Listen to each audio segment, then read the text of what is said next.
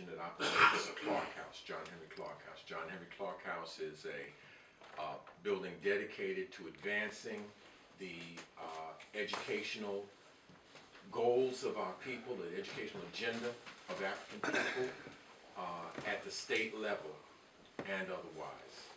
It's the brainchild of Dr.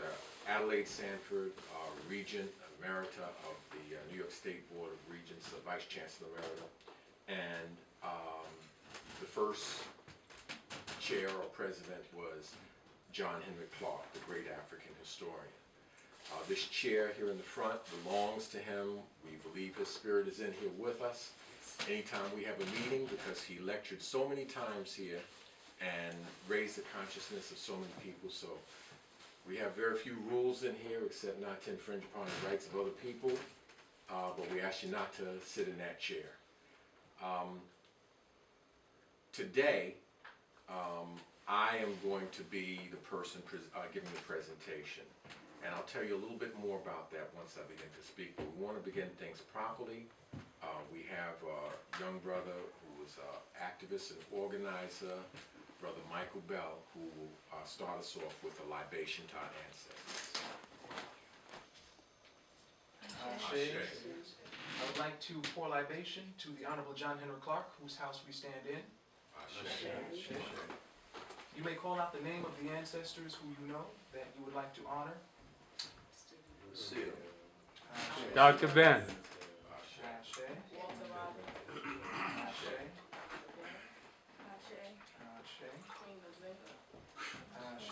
Sister Olive McLean. Nakuma. Saline. Toussaint. Marcus Garvey. Kwame Ture. Gil Noble. Steve Biko. Yolande Brown. Steve Biko.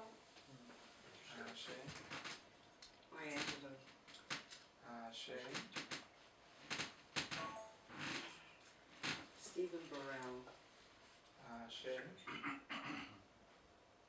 Dr. Amos Wilson. Franz Van Art. Dr. Edwards Colby. Jeannie Bell. Price. Yolande Brown. Dr. Carmichael. Dr. Asa G. Hilliard. Malcolm X. Carly Bahali.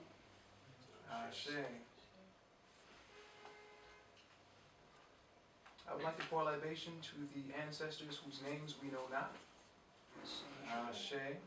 And I would like to pour a libation to the future generations of African children not yet born.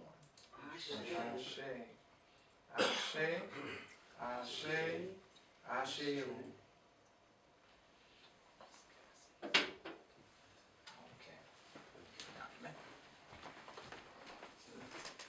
Okay, so good afternoon, everybody. Good afternoon. My name is Lenora. I kind of grew up in Clarke House as a little kid, and this is the Dr. John Henry Clarke House. It was founded in 1992 by the Board for the Education of People of African Ancestry, and he did not live in this house. Many of you have asked if he has lived here. He has not lived here. It was just named in honor of him. And this is just a space where we can all share ideas, have meetings, learn. There's been many different activities for young people. There was a science, it was like a STEM course that we did a few years ago, a virtual science STEM course that I forgot who did that course. Dr. Mark Cray did, yes. And there's just been different activities here. So this is one of the activities, and Dr. Mack is going to start us off with. So, Dr. McIntosh.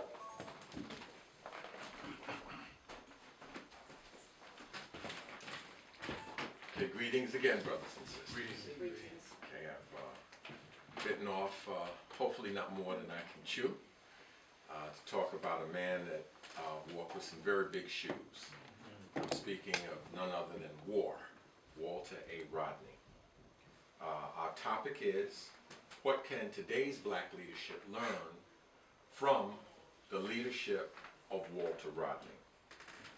Firstly, before I even get to that main question, another question is implied by the title. And that question is, who are today's black leaders? And if that's the title, who is this lecture addressed to? We don't see Jesse Jackson in the room, right?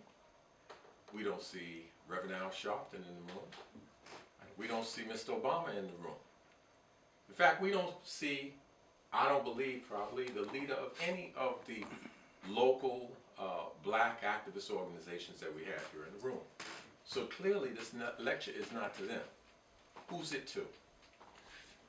It's to the people in this room. You are the leaders that I'm speaking about, and you're the leaders that I want to talk about how Walter Rodney and an understanding of him and what he did can be helpful to us. Because we have to lead ourselves and we have to lead our families. And before we can even lead ourselves, we kind of have to know what is it that we should want. You know, what do we want? What is it that we should want? And if we're talking about being a leader for our people, we want to want those things that are in the best interest of our people. Here at the Board for the Education of People of African Ancestry, we've been doing a series on leadership.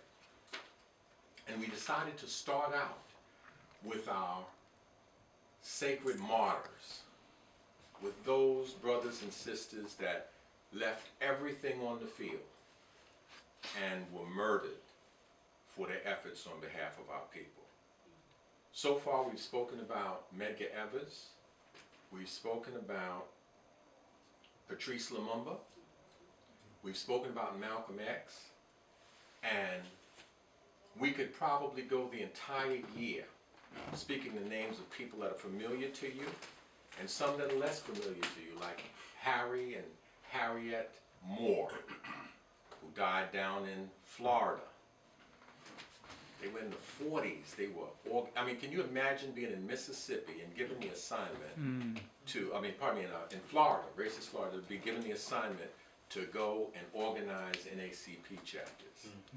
You know, you really can't even fathom it if you're not from the South like I am. And it was still, that's in the 40s, it was still quite a daunting task when you think of Medgar Evers being given the same assignment for Mississippi. You know about Mississippi and how racist it was in the 60s. Imagine in the 50s being given the job to go out and organize. He'd have to disguise himself wearing coveralls. You know, there was a price on his head. There were 3 assassination attempts the week that he was killed. Right. Now, these people can seem very different. Medgar Evers, Malcolm X, Patrice Lumumba, Walter Rodney. But it is our position here that when a sincere African leader gets to a certain point, it really doesn't matter where he started out. He could start out saying, well, the white man is the devil. Or he could start out saying he has a dream of little black boys and little black girls and so on and so forth. You know the rest of that, right? Okay, he dreams of people, okay. But when that leader gets to the point of where he starts to be effective, where he gets to the point where he starts to disturb the pillars of this racist slave economy and state, that he shakes the pillars of that. When he gets to that point, he's now talking about something that Walter Rodney called black power. And when he gets to that point of where he's talking about black power, that's where he becomes a threat. That's where she becomes a threat. And that's the point at which the differences between these people fall apart. Because they start out wanting what they know. They start out wanting what they think is in the interest of our people.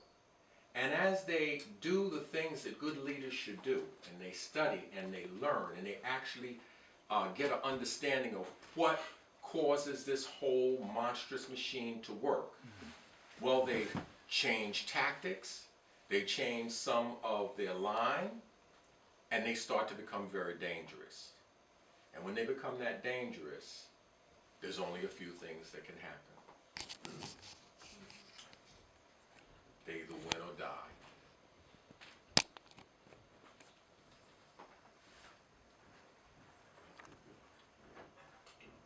They could start out talking about Congolese independence.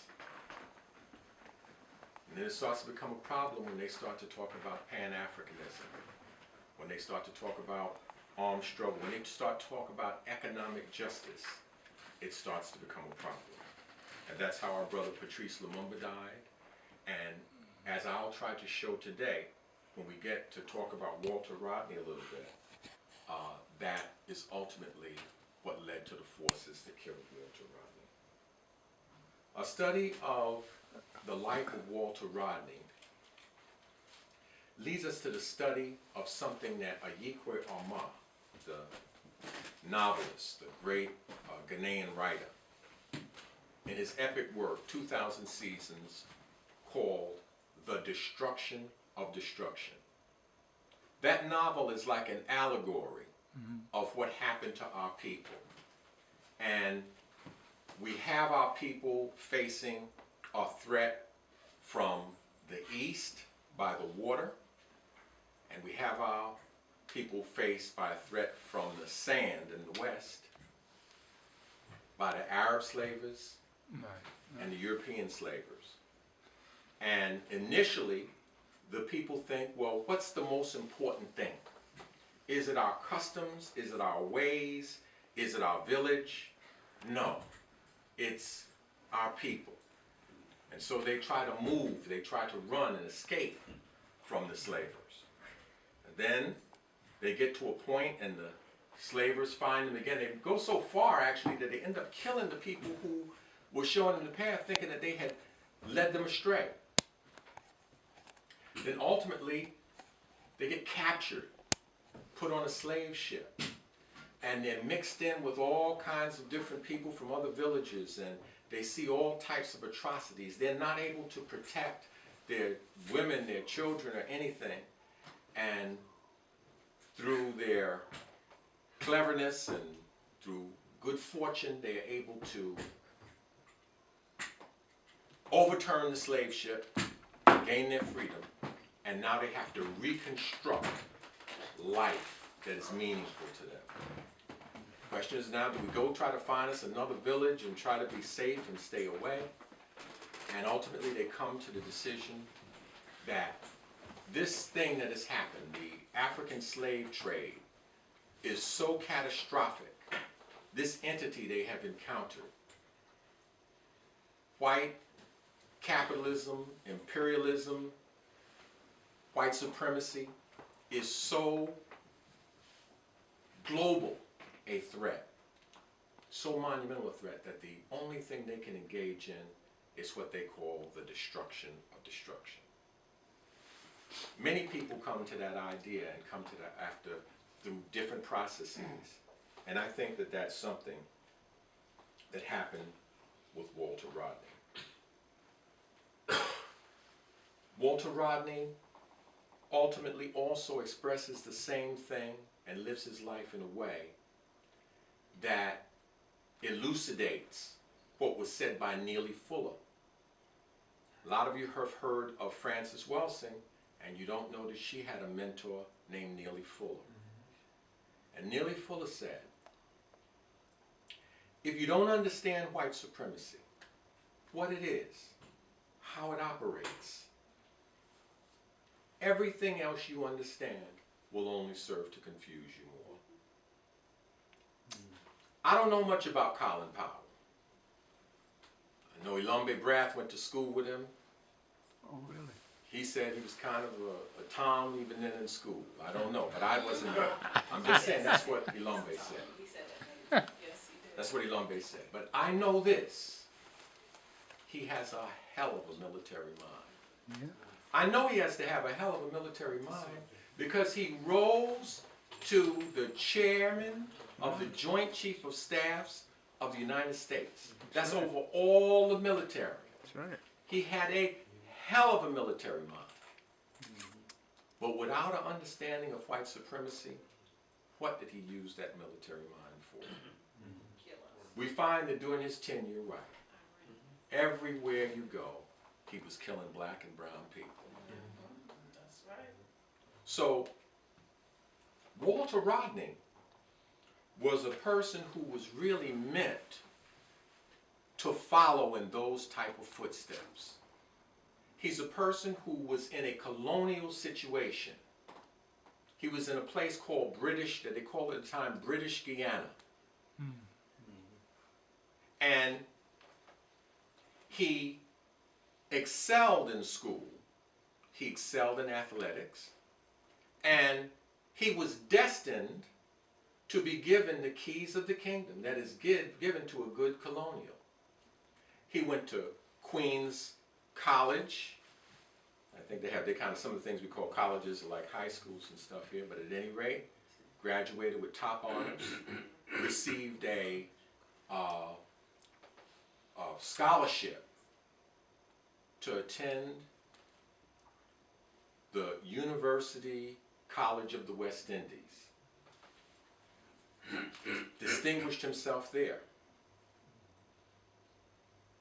Was then allowed, now that college, by the way, the UWI, it is really, I don't know if people know, it was really a separate branch of the University of London. And it served mainly 18 English-speaking countries in the Caribbean. That's what made up most of the students. So the biggest honor you can be given is to be asked to pursue your studies at the doctoral level in the mother country. Amos Wilson said to understand terms in white supremacy, you have to turn them on their head. If you want to know the institution responsible for miseducating African people, they call it their educational system. They don't call it the miseducation system, right? If you want to know the system that's responsible for bringing injustice to our people, okay, locking them up, highest incarceration rate in the world, totally out of whack with the population percentages. You don't look for the injustice system, you look for the justice system. And when you think of the oppressor, the country that is raping another country in an economic relationship that is purely exploitative, that has taken all the natural resources and then selling back to the people refined goods that they don't even need, but that they buy because of the psychological damage that they've done. Creation of appetites. And they call that the mother country. I mean, it's blasphemy, isn't it? They say that mother is the first word for God that a child has, right? Right. Okay. So Walter Rodney was a person who was destined to do that. He was like the person this house is named after, John Henry Clarke. John Henry Clarke wasn't supposed to be a historian who taught people across all fields. I was his student. I'm a physician. There are many that are lawyers. There are many that are educators themselves. There are many that are in all kinds of nation-building professions that were students of Professor Clarke. But he wasn't born with that as his destiny or the destiny that was marked out for him by the enemy. He was born to be a slave in a system of slavery that still exists in the United States called the sharecropper system. He was born literally with his name on a plow. But like Walter Rodney, or Walter Rodney like him, he escaped that. And Walter Rodney, through characteristics that were internal to him, information he came across during the course of his life, he escaped that. He had a doctorate by the time he was 24 years old. Really? From London. He could have gone and been comfortable and not worried about a thing. except perhaps his dignity or his people. So he opted to do something else. Even when he studied for his PhD, the topic of his thesis involved the slave trade and the Guinea coast between the years of 1500 and 1800 or something. And the selection of that topic shows you a little bit about how his mind was working. Because I know all of you know that between the years 1961 and 1974, Portugal was involved in 3 wars on the African continent. And so this study of the slave trade in Guinea brings you head on with Portuguese imperialism. And I've not read his thesis, but I have heard and read that it is a sharp critique of Portuguese imperialism. And he's doing that right at the time those wars are going on. When he got out of London, he went to Dar es Salaam, where he was on the faculty there teaching history. And I believe that today's leaders can learn from Walter Rodney is the principle of using history as a weapon. In a speech called African History in the Service of Black Revolution, Rodney said that, quote, "The first dilemma which one faces in attempting to utilize African history as one of the weapons of our struggle is a realization that in a very real sense, we black people are placed in the position of having to justify our existence by antecedents, having to prove our humanity by what went before. Now this is very invidious. Humanity is not a thing one proves. Rodney says, your humanity is something that you assert. He went on to say how essentially he was past proving to others simply that we had great civilizations and that we are human beings and trying to prove our worth in European terms. He expresses an understanding of why many of us who do this,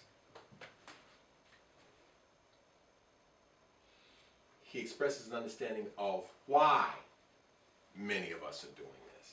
He knows why, because he himself has been through that process.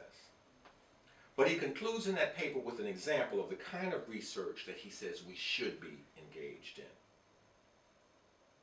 He cites the work of Julius Nyerere, a leader who tried to take his country of Tanzania along a socialist line of development.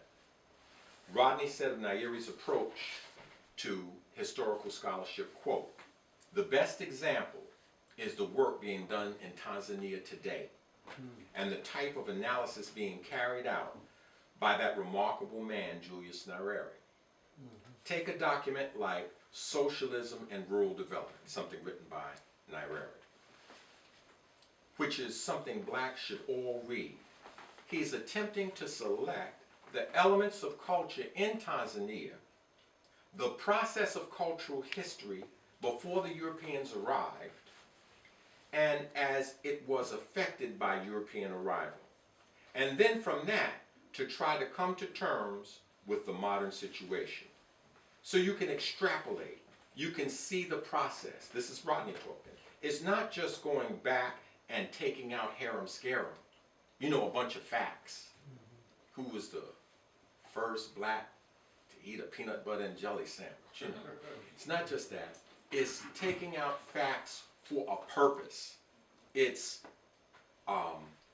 taking that history and using it for your current situation. It's considering your history in the context of this European domination and then using it as a weapon and a tool to free yourself. This is Rodney. That's me just now, but this is Rodney was saying what he just said. He said it's not just going back and forth, harem scarum. It has to be dialectical. You have to see what exists in the contemporary situation that comes from the traditional roots. And in that sense, the analysis of culture, history, is extremely relevant to the present revolution. ... He says, white people always keep asking, after black power, what? He says, this is not really for all of us to determine. That's another epic. He said, well, I see it the same way. He's talking about the same way that Marx said. After Marx said about, after a revolution, what? He says that's another epic. He said, when we have achieved what we have to achieve, the history of humanity will begin. So humanity will work out its history. We're concerned now with the blacks. The blacks have to get something done. This is what Walter Rodney said. A lot of people try to paint Rodney a different way. But Rodney was for black power. All right? And he was for black first. Rodney said, for me then, African history is carried out by the black brothers and sisters will have to be a process of coming to grips with all aspects of African history and with trying to determine what are the categories into which we should fit things, as distinct from saying, let us start and try to determine whether we can reconstruct African history along the same terms in which European history has been constructed. Because that analysis, where you utilize only European criteria, is itself the same process of bastardization.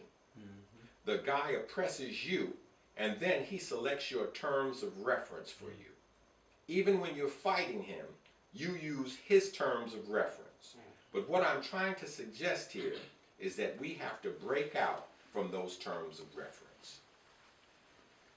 Rodney is here talking not simply of an Afrocentric perspective, but an Afrocentric methodology and frame of reference. These are things that today's leaders could definitely learn and benefit from. That Rodney could arrive at this position is something that I said before is amazing when you consider his roots. He was born of working class parents. His father was a tailor. Some accounts say his mother was a homemaker, and others say she was a seamstress. I would suspect she probably was both. And he had achieved all these accolades. What was he supposed to do? When Rodney got that PhD, what he was supposed to do was to make sure that he always spoke properly, to put on his bowler hat and his spats, and to tell everybody, look how I'm almost an Englishman. And if you follow my footsteps, you can almost be an Englishman too. But instead, he chose a path of self-determination, self-definition, and loyalty to his people first. Rodney chose black power instead.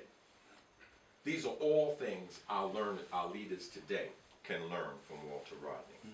Choose your people first. Find out how white supremacy, racism, capitalism, imperialism work, and then work to destroy that destruction. Work to get black power. Yet it was a miracle for Walter Rodney, born in British Guiana and educated in the colonial system, to ever arrive at that point. It said that from an early age, Rodney had committed himself to excellence, even within the system of white supremacy. And he also was coming into grips with the fact that it existed there in British Guiana. There's a story of how he used to hand out flyers for the PPP back during the days when both Chetty Jagan and Forbes Burnham were in the PPP. Some people don't know that there was a period like that. Okay? And they were both leaders in it. And Walter Rodney was a youth, and he was handing out flyers for that, but he knew that he had to be careful when he went into those houses with the long driveways, because those were the houses with the more affluent and light-skinned blacks, and they weren't likely to be in support of the PPP.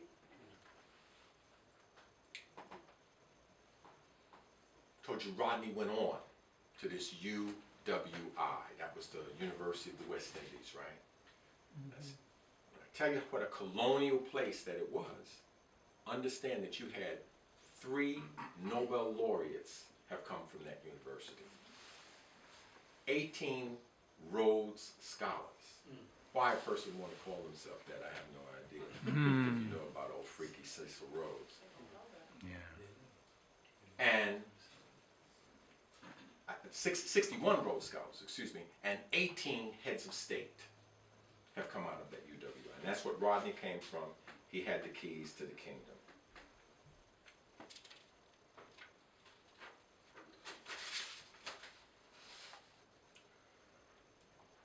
After about a year in Dar es Salaam, he tried to go back to the University of the West Indies, where he had so distinguished himself. I think it was in about October of '68, he left Jamaica. He went back to Jamaica. He left Jamaica to go to a Black Writers Conference, a Black Writers Conference. And the sitting administration there, because of the work that Rodney was doing. By this point, Rodney is teaching history to people on the street. He's teaching history to people that weren't in the university. He's visiting Cuba. He's visiting the Soviet Union. I told you he's going to Toronto to a Black Writers Conference. He's interested in Black power. He's interested in revolution. He's interested in socialism. He's interested in turning things upside down from the exploitative relationship that he has seen existed. So what did they do? They made him persona non grata in Jamaica, where he couldn't come back. When he did that, the students at his university started picketing, first on the university, then they marched outside of the university, then they marched on some government buildings. Before the thing was over, people lost their lives. Property was destroyed. People were injured. Millions of dollars worth of property were destroyed. And those were called the Rodney riots. Now you know that we had counterparts here in the United States. You know that New York and Newark, and soon after that, Los Angeles, all of these things, these places exploded. It was worldwide revolution was going on. So he had to go back to Dar es Salaam for another few years, till 1974, taught history there. And then he tried to come back to Guyana, place of his origin, to be on the faculty at a university, and the government blocked him. Now, in a paper by C.L.R. James, he critiques Rodney for mistakes that he feels Rodney made, but then he critiques Burnham because he was saying, like, that's kind of like the dumbest thing you could have done. Why not let the man come back and be a faculty member? You know, you can't be causing trouble while you're working all day. You know, if you can use up 40 hours a week of somebody's time, you've used up a lot of their time. Now, you tell him he can't come back there and he can't, you know, teach. Now, what have you done? You know what Rodney did? Rodney formed the People's Working Party. Okay, he formed an opposition party to Burnham.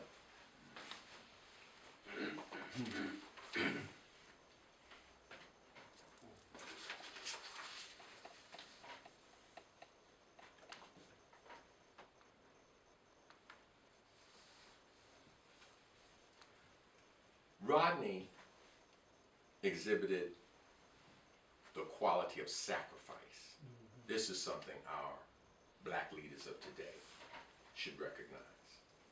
He exhibited the lines in Claude McKay's poem, "If we must die, oh let us nobly die, so that our precious blood may not be shed in vain, and even the monsters we defy shall be constrained to honor us, though dead." The same government which blocked his coming to the faculty, the same government in Guyana which is accused of murdering him. I wasn't there. I don't know who murdered him exactly. And I don't think anybody knows for a fact, but there are things that lead to suspicion. Rodney died in a car with his brother and with a walkie-talkie that had been given to him by a guy named Gregory Smith, who was with the Burnham military forces. And then this thing blew up. Now, C.L.R. James, in the paper I read, makes it sound like Rodney had that to try to do something with it. He had already been arrested for arson, by the way, and released. And so he's saying that he shouldn't have been in that position because he was the leader, and that his followers should have protected him.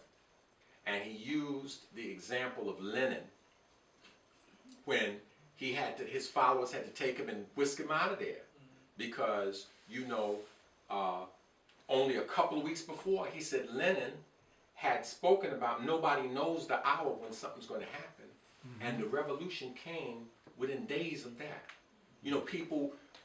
Total social upheaval came. And he more or less is saying that Rodney was in that position, that Rodney was in the position of where the consciousness has been raised, that people are ready to do things. He shouldn't be the one with a bomb in his car. I don't know if C.L.R. James' analysis of that is right. I don't know if Rodney had what he knew was a bomb in his car. It was in the form of a walkie-talkie. I don't know what happened, but I know that Rodney lost his life. He lost his life, and the monsters that killed him have been constrained to honor him, though dead. Years later, in the 90s, by about 93, we have Guyana giving him their highest medal. We have them establishing a chair for him, a permanent chair. We have the University of the West Indies in Jamaica doing similar things. And so, Rodney gives us a lesson that our leaders can learn, is that trying to preserve your life, trying to live safe, is not the way to immortality. Rodney is immortal now. When we say our libations to ancestors, there are people that are saying libations to Rodney. His work is known because of the sacrifice he made and because of the dedication that he showed to our people. And I think that these are some of the lessons that our people can learn from the leadership of Walter Rodney. History as a weapon, resistance, dedication and integrity, sacrifice, and immortality. If I had a criticism of Walter Rodney, it would be this: that he was not able to divide himself into 100 people just like him, and that we'd still have him here now. That's my presentation, brothers and sisters. Thank you.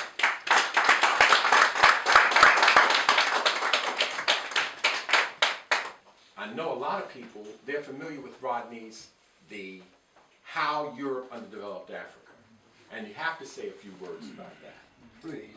And it's a scholarly work, and it is in keeping with his principle of history as a weapon. How he even thinks to look into some of the things that he looked into, you can't imagine. I mean, he goes all the way back into the history of Africa before the European came, deeply into the culture.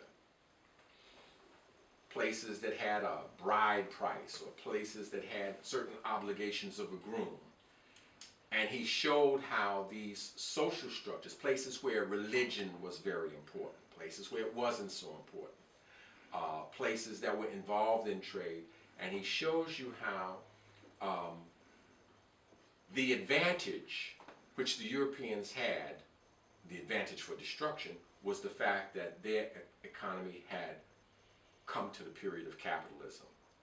And that in Africa, the places that most had come to the level of feudalism, not through any type of inferiority, but just because unequal development is a natural phenomenon that takes place. He defines development as self-improvement. In an individual is you keep trying to improve yourself. And in a collective, that collective tries to improve itself. It tries to get better science. It tries to get better ways of extracting the needs that society or that culture needs. He showed differences in places that had a state, that had like a government, and the differences in what happened there, and the differences that happened in places where you had a leader in a government that could be corrupted, that could be enticed by the slavers to enjoin or to join them in the process. And you have to read the book. There's no way that I can give you a summary of that book except to tell you he defines for you what development is. He defines for you what underdevelopment is. He uses indices for measuring underdevelopment. You know, observable things such as an infant mortality rate. The difference in the infant mortality rate in the so-called mother country and the country that they're exploiting. He uses indices that have to do with what you're producing and how much you're producing. When you start producing things that you don't really need but only the other person needs. When you start engaging in mining as your principal endeavor instead of food production and the things that you need. These are all indices of underdevelopment. What he said was that this underdevelopment was intimately connected to development. That in fact, the development of Europe causes the underdevelopment of Africa and caused the underdevelopment of Africa. And then he also debunks several myths that exist with respect to the benefits that accrued to the oppressed person because of oppression. Some people try to say, well, at least you got schools out of it. You know, at least you got some hospitals out of it.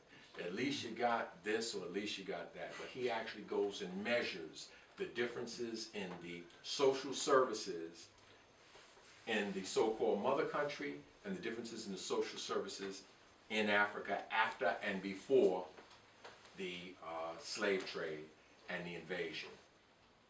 And what he points out is that all of the so-called improvements in transportation, improvements in other things, were all related. First of all, they weren't as great as people try to portray them as. I'm speaking about in Africa. And secondly, they were related to the needs of the exploiter. So, you know, you'd have some railroads and you'd have some roads near the mine to move their things to the port. But after that, you don't, the other areas are left with nothing. You're taking the manpower and the woman power from a region and using them to produce that which is not useful to them. And as you do this over the years, you run that other society down. He believed that development and, you know, the critique of the Europeans is something that everybody likes and everybody could accept. Even Eric Williams was doing that in Capitalism and Slavery, and Walter did more of saying. But the critique of a class of people who wittingly or unwittingly assist in the exploitation of their people, that also Rodney engages in very effectively. And he shows you how those states that when they get token independence, they decide to go along a socialist line of development, that they develop faster, more effectively. More of their economy is used for the things that the people need, as opposed to those countries that develop along capitalist lines, in which their resources get used to put money in the bank for the head of state, to get a car for him, a big fancy car, to get baubles and bangles and clothes and that sort of thing. And he believed that underdevelopment was the fate of all those states that elected a capitalist line of development, and that they were participants in the oppression of their people. And he believed that socialist development, in which you took control, the people took control of the means of production, that this was the way to development as opposed to underdevelopment. So that part I didn't say, and now I'm finished.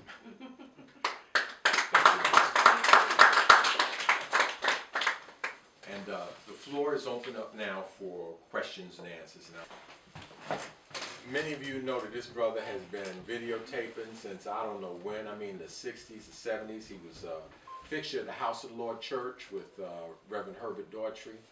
And he's creating a video museum of our struggle. He has been at all the demonstrations. He was in the famous corrections officers riot at court. And he's also a minister and a social activist. Please welcome to the microphone, Brother Clemson Brown. Minister Clemson Brown. Thank you. Respondent. I think you covered in areas that leadership, if they would just listen to what you had to say, in terms of our ability, in terms of our commitment to read, to study, to become conscious of our history, is probably the most important aspect when you take that consciousness and commit that to the liberation of your people. But first, you got to be committed to the liberation of African people. And when I say committed, I mean that has to be your purpose in life, and your focus in life is to see your people free. And you described that you want for your people what you really want for yourself, the best. But one of the things in terms of Walter Rodney that impressed me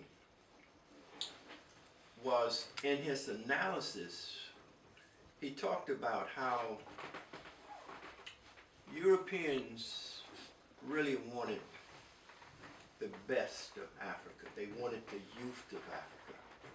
They took primarily, their focus was young men and women between the ages of 15 and 25.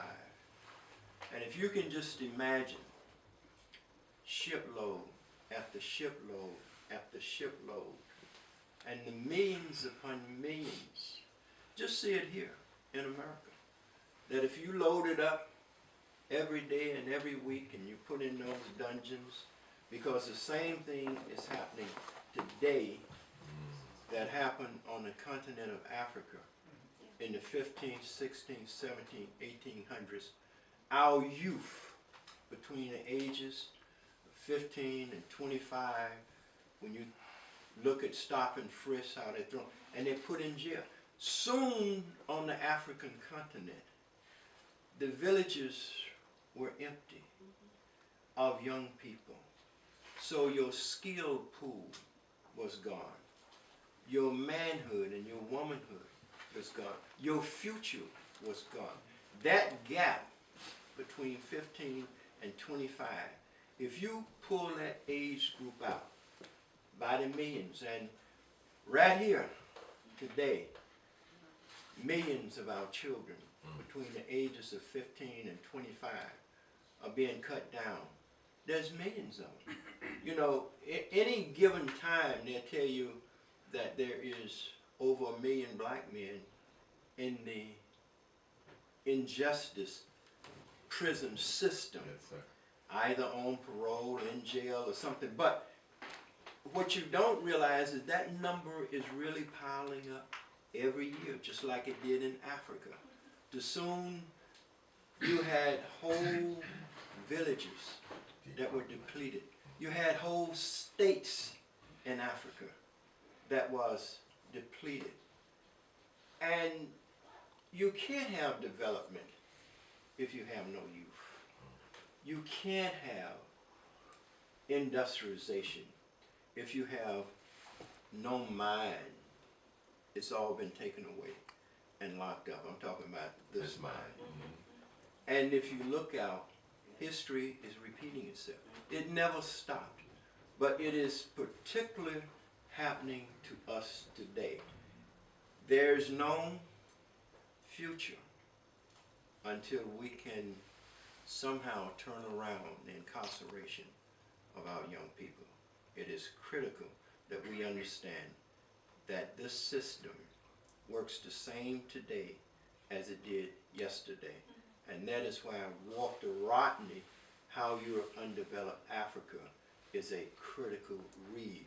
And anybody who says or who wants or projects themselves as a leader and don't read is not a leader.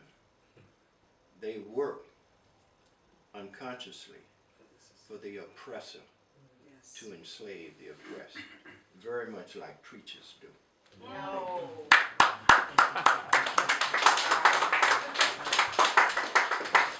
Good teacher. Okay, that's pretty much it for the formal presentation. What time is it around? 5 o'clock? Okay, Yeah. well, you don't have to really get out of here for that.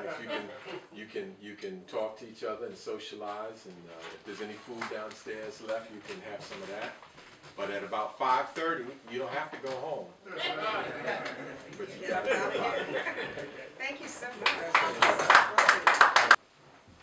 As always, thanks for your introduction. And for thanks for being here.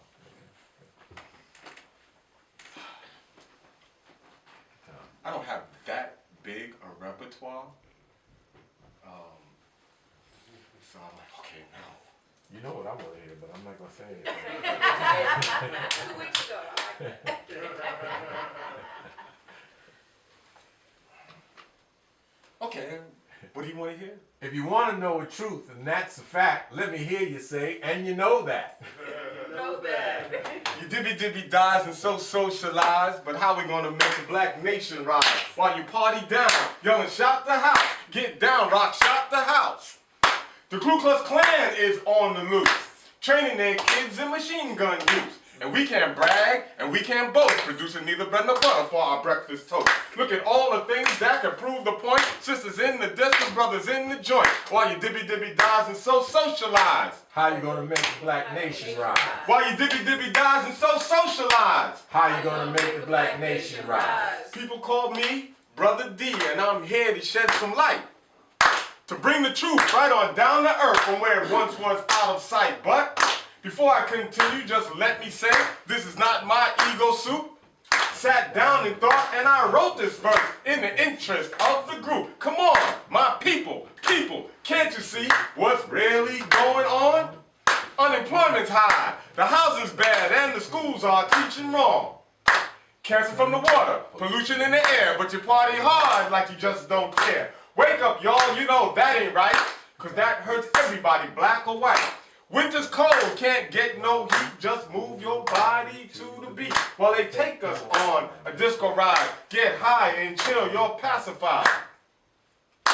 Our youth acting like the living dead, ain't talking about the body, talking about the head. Space out, y'all, to the disco rhyme. Moving to the rhythm, but you're wasting time. Stop and think, well, do you know what's real? Well, let me educate you to the real deal. The media is telling lies, the devil taking off his disguise, and they're killing us in the street while we pay more for food that's cheap. And all you want to do is so socialize? How you gonna make the black nation rise? You dibby dies and so socialize? How you gonna make the black nation rise? Remember the so-called Indian? Look what they did to him. Maybe they'll do that to us. They're the struggle, they're the win. I mean, damn, get out of your seat. I said, damn, get on your feet. We mean damn, and I will repeat. We mean damn, that's tired of defeat. Damn, no more sitting around. We say, damn, it's time for throwing down. Damn, let's even the score, cause we fired up and won't take no more. We fired up, Won't take no more. we fired up, Won't take no more. we fired up. Won't take no more. The story might bring some stomach cramps like America's got concentration camps. People like Malcolm lived and died, warning us about genocide. While you partying on and on, the ovens may be hot by the break of dawn. Party may end one day soon when they're rounding niggas up in the afternoon. When you start to wonder, are the people dumb? Well, Martin Luther King said we'll overcome. But how are we gonna make the black nation rise when all you wanna do is dibby dies? No, it's not like that. You're gonna rap for the people, tell them where it's at. Elijah showed us how to pool our wealth. Collectively, we must do for self. Don Pedro Albizu Campos, he gave his life fighting for Puerto Rico to be free while we fight each other without a fear. But fight the system you never dare. Well, if you ain't down, we'll get you first, cause you slow us down just like a curse. Bob Marley's spirit we can't let die. Put a message in our music for I and I. Service for our people who we must redeem, like Coltrane's horn blowing love supreme. We heard what Marcus Garvey said, and we can't stand still. He said, up, you mighty race, you can accomplish what you will. Rising up and won't take no more. We're rising up. Won't take no more. We're rising up. Won't take no more. We're rising up. Won't take no more. America was built. Understand by stolen Labor on stolen land. Take a second thought as you clap and stare. Can you rock the house from beside the camp while you moving to the beat, to the early light? This country's moving to the right. Prepare now or get high and wait, cause it ain't no party in a police state. Blessed are we who dare to be free. Gotta change the way we behave. Gotta sacrifice for a righteous cause or remain a passive slave. We're not anti any other racial group, just understand we're pro-black. And we're against anyone or thing that tries to hold us back. So think, but don't take too long, because the time is getting late. And DJs, if you've got a mic, it's your job to educate. Well, I know my voice is not rated X. Didn't talk about money, didn't talk about sex, didn't talk about clothes or cars and things. You might be tired of my lecturing, but while we dance and while we sing, all we want to do is ask just one thing. While you dibby dies and so socialize, are you gonna help the black nation rise? You dibby dies and so socialize, how we gonna make the black nation rise? You dibby dies and so socialize, How you gonna make the black nation rise? we say how we gonna make the black nation rise? Agitate, educate, organize. How we gonna make the black nation rise? Agitate, educate, organize. How we gonna make the black nation rise? Agitate, educate, organize. We're gonna agitate and organize. Say agitate, educate, organize. We're gonna educate and organize. Agitate, educate, organize. We're gonna organize and organize. Agitate, educate, organize. We're gonna do what? Organize. Agitate, educate, organize. How we gonna make the black nation rise? Agitate, educate. Organize.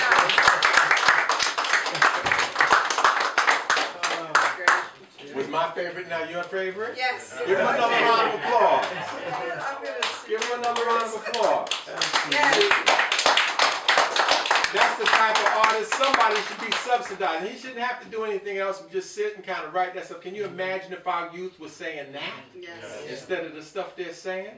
We'd have a whole different society. Yeah, that's true. Okay, now what we're going to do now is we're just going to pass the basket around. I'm going to ask you to make a sacrifice, whatever you can. We like Clarke House. I'm sure the food was good. Yes. We like the fact that it's here in a nice area and all that sort of thing. So I don't want you to give me your rent money. I don't want you to give me your kids' tuition money. But every cent of your Atlantic City money, I do want you to put it in the basket. Every cent of your $400 sneakers with the lights and the alpaca lining, I want it in the basket. All right, but any of that money that you have that you're going to waste on these little frills of this society, I want you to drop it in the basket, and everything that you need for yourself, you keep it in your pocket. Thank you so much, brother and sister. Thank you. Bring it back.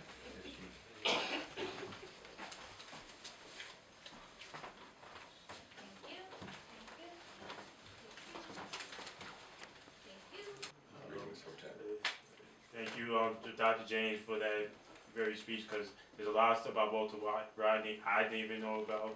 And it seems like a lot of things, especially nowadays, where you said that the great criticism of Walter Rodney that he haven't been duplicated. Because don't you think it seems like those who made just as much of an impact as per se Malcolm and Martin, not trying to compare them to them and Nelson Mandela, don't it seems like they try to not talk about people like that, especially at this day and time when we need him the most? Because if people really get the 411 on this man and what he did and the sacrifices that he made, do you think that there'd be a higher level of consciousness of rebellion towards, the oppressors? I'm not going to try to... If we talk more about him? Yeah, yes. I think that the more examples of ethical, committed black leadership that our young people and our older people are introduced to and exposed to, the better it will go for us. You don't have to reinvent the wheel. That is the purpose of this series. And we'll have different people that give presentations on different leaders, but I think there's some people like Maurice Bishop and others among the martyrs that we can learn from. And certainly we know we can learn from those who were martyred in a different way, not killed outright, but driven out of the country, jailed, imprisoned, that sort of thing. And I do believe that the more exposure we have, the more their ideas live, and the more the research and work that they've done. Rodney, that imperative that he put, I didn't mention this.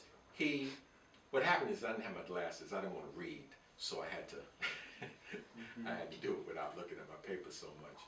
But he said that it was the imperative of everybody living in the underdeveloped world.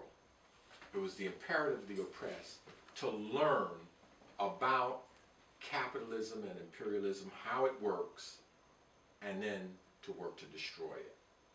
That was the imperative. I mean, it sounds so much like Neely Fuller. Neely Fuller just doesn't say it out like that. He says, if you don't understand it, how it works, how it operates, everything else you understand is only going to confuse you more. That's right. So, yeah, thank you, brother. I do think that the more we do, and that's what we're trying to do. Whether we're doing it as effectively as we'd like to, I don't know, but we're doing the best we Yeah, can. you need them now. Okay. McIntosh. Step forward a Greetings, little brother. bit, please. Step forward a little bit. Thank you. On behalf of all conscious Guyanese, I wish to thank you for doing this. Dr. Walter Rodney, as you know, was killed on the 13th of June 1980. Yes, sir. So his 35th anniversary is Yes. coming up. So, thank you. I grew up in the colony. Spent the first 26 years of my Yes. life. And we generally refer to it as brutish. Okay, we call them brutes. Brutish, not British, brutish, got it. But tragically, most of the male individuals that I went to class with ended up in London. Because that's what happened. Our young resources was transported to London to clean up the mess because there was a labor shortage in London after the war. And you speak to any Jamaican, most of the people who first went there were Jamaicans. Anyway, that is an aside. I just would like you to reflect on two suggestions that I have. One, and this is going to be quick. C.L.R. James continues to criticize Walter. Nothing wrong with everybody criticizes Walter. But when C.L.R. James was in Trinidad, he attacked Eric Williams. And Eric Williams was about to move on him. That's why he ran back to London. Okay? So Most people, justified. so you can sit down in the comfort of London and criticize Walter now. And one of the persons who kept jacking him up in this was the same Dr. Clarke. And Dr. Ben would course him. Okay, so that is something that should be on the table. Something that should be on the table. With regards to the murder, there was a inquiry that went on most of last year. I attended some. I heard his wife give evidence. So one of the things that came out of that inquiry was that the person who helped Gregory Smith to produce that bomb was a member of the KGB. Makes sense. It gets complicated, doesn't Yeah. it? Yeah. Because of the sophistication. Gregory Smith had the basics, yes, but he was helped by a member of the KGB. So, and this is now public information because it came out of the hearing that this current government that just got in may close down. Okay, so there are a lot of other things that have not been addressed. And lastly, with regards to what happened in Jamaica, Walter was the epitome of a teacher like Dr. Clarke.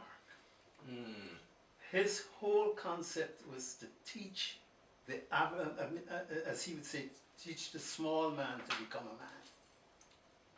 and he sacrificed. And certain classes in Jamaica did not like the fact that he took it to the brothers in the street. Yes. And as an aside, when you mentioned that he would give out, Walter would give out pamphlets, and he would go to certain houses, those were the colonials at the time who belonged to an organization called the League of Colored People. That same gang of Negroes, and I'm being polite to them, were the group that kicked out the organization that had invited the Honorable Marcus Garvey to Guyana. It was headed by someone by the name of Hubert Nathaniel Critchlow. Hubert Nathaniel Critchlow was the first individual in the Caribbean to form a trade union. The League of Colored People came because they were more organized and kicked him out and grabbed the Garvey invitation to Guyana. So those are just some notes. Thank you, Can brother. I ask one question? You know, that's what this is meant to be, a dialogue, you know, both through questions and through I'm information. curious of why Dr. Clarke and Dr. Ben cursed Walter. CLR, no, not Walter. No, CLR Walter. James, the Oh, person who CLR James. critiqued Walter. Oh, okay. I have that paper. I have the paper by CLR James in which he's talking about. There would seem to be a few things going on. One, the older person and the younger person who has kind of eclipsed them as a relevant current scholar. Two, I mean, I'm just saying as a psychiatrist, the things that seem to be going on. I just read the paper. Without having the facts, I just looked and, you know, and could see some of these things. And two, now you've told me that it's also kind of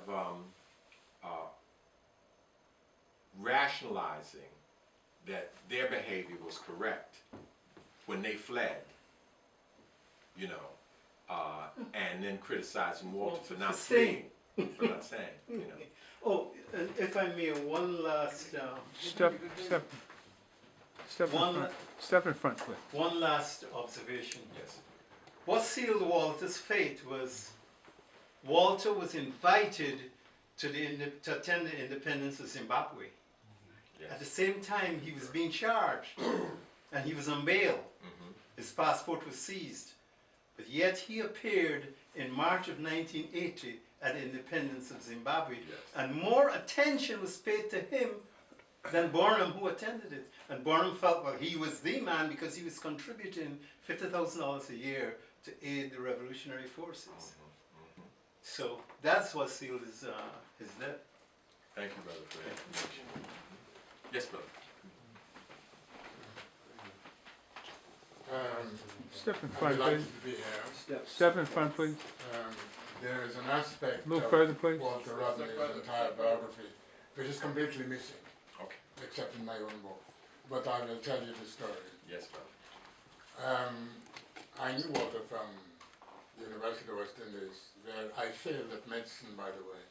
When he said I had too good a grain to fail at medicine, I ought to do philosophy, which is what I did. And I finally ended up as a professor at Hunter College with John Henry Clarke. I got the idea of writing a book on Walter because I was in London, I was in France, and his name kept on cropping up. His name was mentioned at one of the conferences that was held at the African Forum in France. And it took me to Germany. And I worked for a bit for 4 years with the Voice of Germany, which is like the Voice of America, and I speak good German. And just before then, somebody said, but you know, you Guyanese are very bright people because there's a Guyanese here who speaks better German than you. I said, what is his name? He said, Walter Rodney. I said, oh, good God, where is he?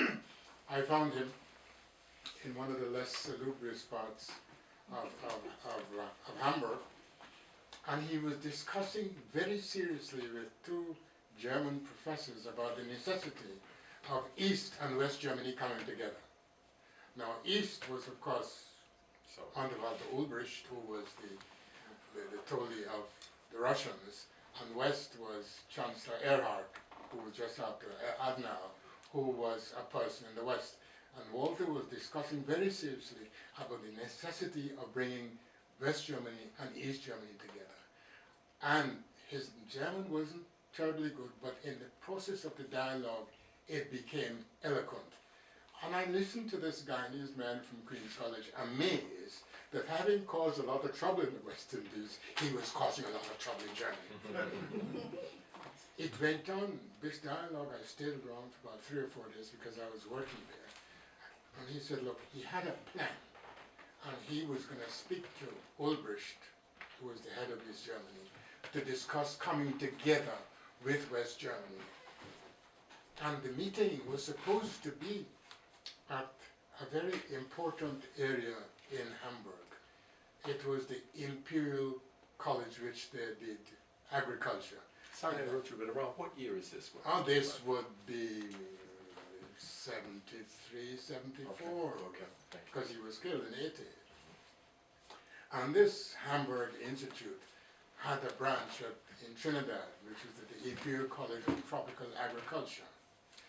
And Walter was discussing the necessity of not only agriculture feeding the revolution, but agriculture as a means of uniting peoples of disparate points of view. And I was truly amazed. And I don't know if you know about the German capacity for arrogance, but they were extraordinarily arrogant about everything, really. It's one of the reasons why they lost the war. But they listened to Walter Rodney, and they invited him back to, they wanted him to go to the University of Berlin to be head of the Department of Political Science. But he gave it up in 1780. Tragically, if he'd been there, he might have escaped his death, the assassination, which was 1980. Now, I raise the point merely to suggest that here was a man, a West Indian man, a West Indian person, and we all have this in the West Indies, I think. We have got, because of our education, because of our roots in a way, we're capable of seeing beyond ourselves. And Walter was beyond Guyana, beyond Jamaica. He was with Germany, trying to rectify their situation. Now, I just mentioned this, and I may have mentioned it in my book, I'm not certain, to give you an idea of a broader person than the confines of Guyana. And indeed, it was because he was so broad that was responsible for his assassination, which was involved with the higher levels of international fiefdom involving the U.S. and the CIA and whatnot. And what's your name, brother? Gibbons, Arnold Gibbons. Thank you, Brother Gibbons, for your contribution. Yes, he was an international person. In fact, in the course of his research, he learned Portuguese fluently and Spanish, which he added to the French. Which And his German was working. He was working on it. Yeah. Thank you.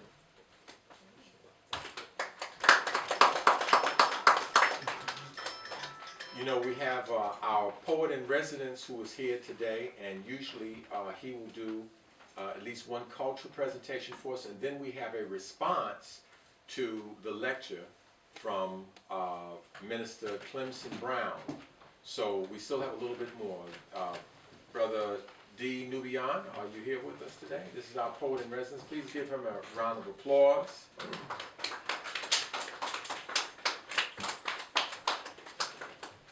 I find out at the same time as you do what he's going to do, so.